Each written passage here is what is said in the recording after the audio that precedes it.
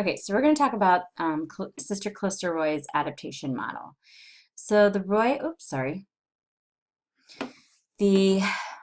adaptation model is a nursing model, an idea that explains by using symbolic and or physical visualization. So it can be verbal, schematic, or quantitative.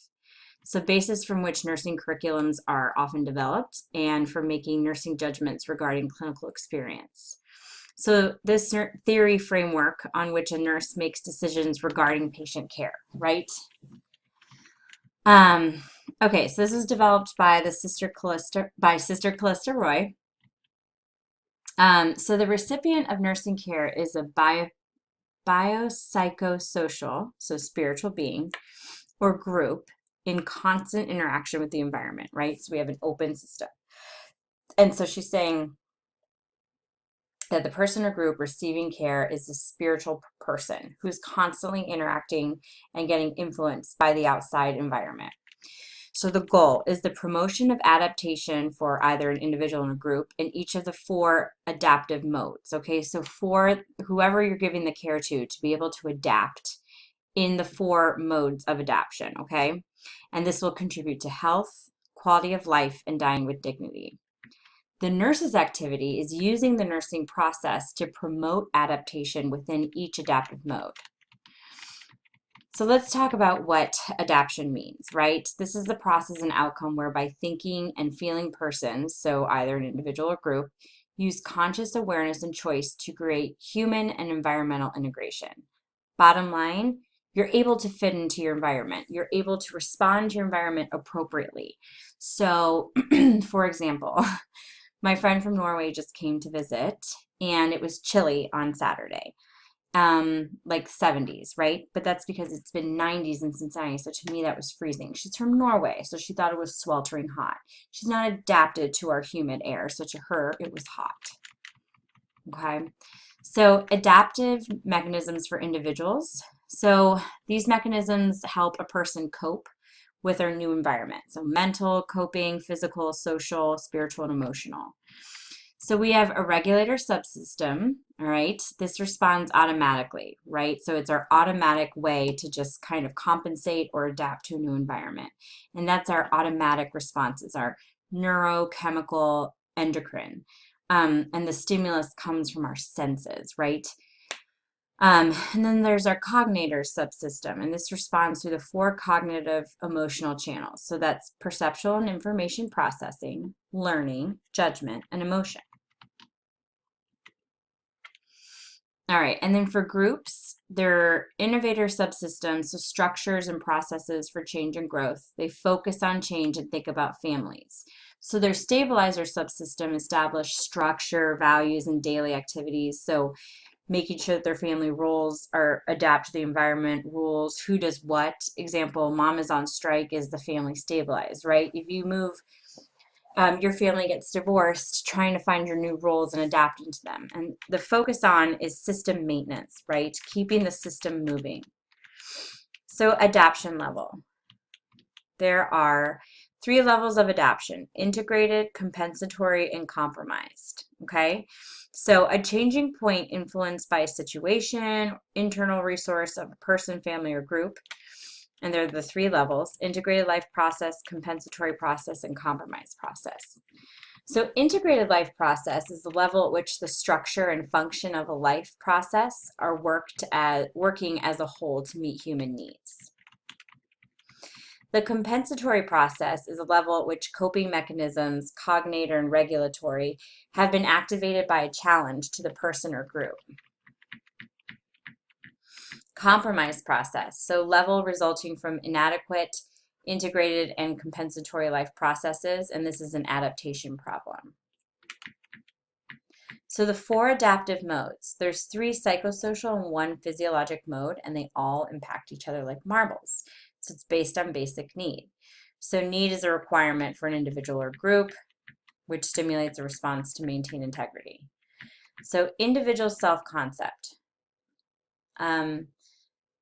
Psychic and spiritual integrity, the need to know oneself. So your physical self, like understanding what your body sensations mean, your body image, personal self, Self-consistency, do you have anxiety? Are you able to stay calm? Self-ideal, are you feeling confident, in control, or powerless?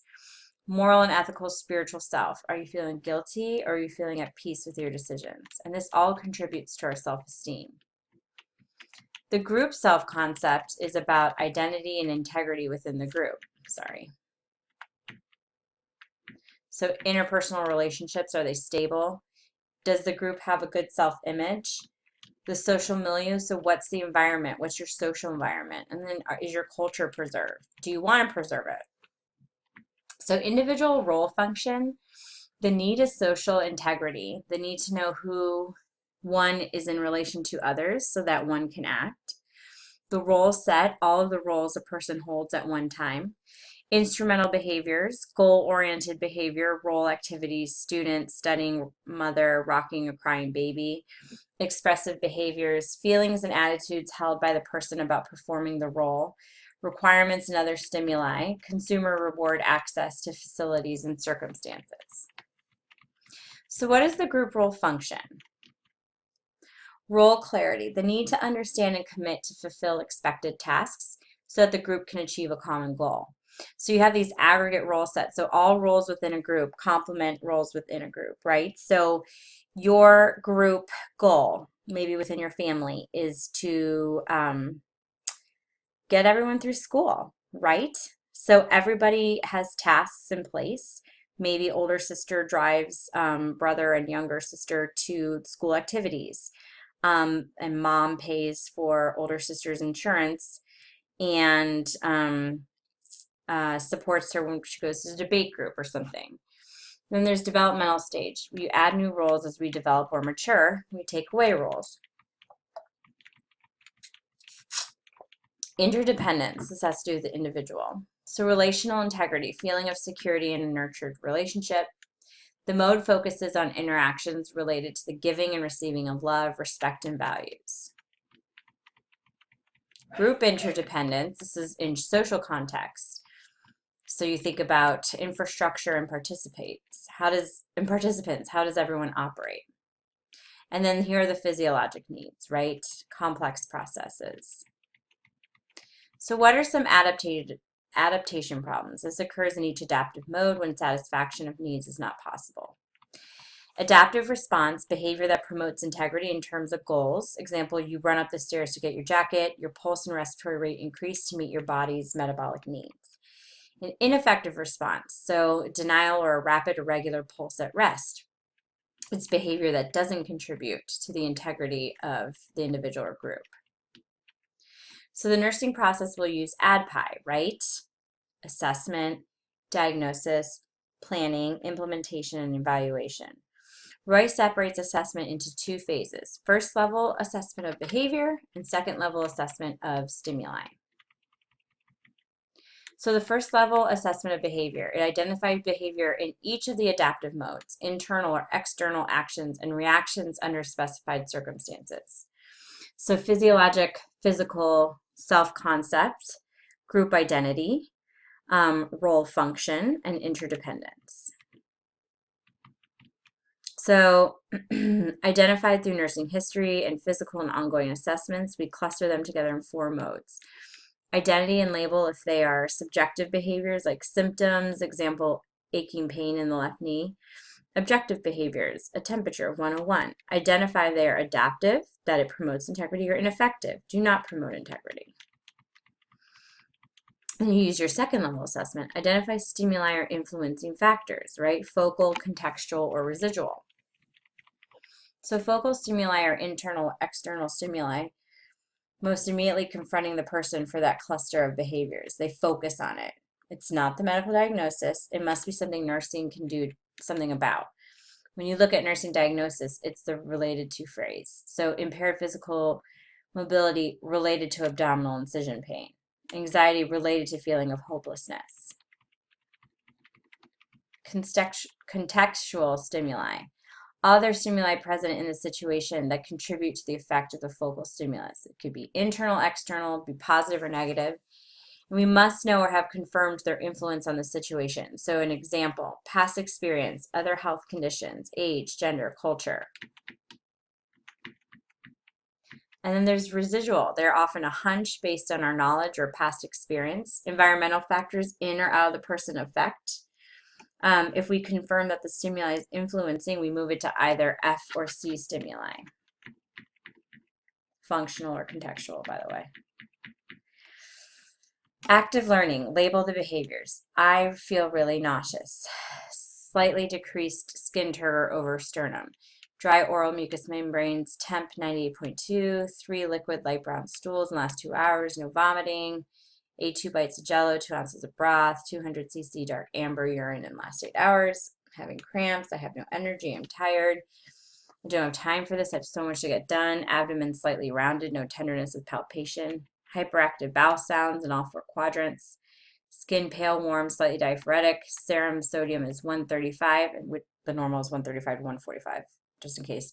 In serum, potassium is 3.8, which the normal is 3.5 to 5. So develop a nursing care plan. A care plan is holistic and identifies actual and potential problems, right? Diagnosis, goals, interventions, rationale, and evaluation. The nurse will manipulate or manage stimuli, hopefully eliminate or modify the focal stimulus if the behavior is ineffective. If behavior is adaptive, the nurse will reinforce or support this behavior. Interrelatedness of the modes. An individual or a group function as a whole that is more than the sum of its parts. Each adaptive mode may act as a focal, contextual, or residual stimulus for another mode. Nursing process and RAM in a nutshell. First level assessment is the what. Assess behavior. What. The second is stimuli. The why. Diagnosis. What does it all mean? Planning. What do you want them to do? Implementation. What are you going to do about it? Nursing intervention number 1 is how you're going to help them meet goal number 1. Evaluation. How did it work out? What do you need to keep or change? All right. And this talks about student versus professional. You guys are already doing all that, right? Okay.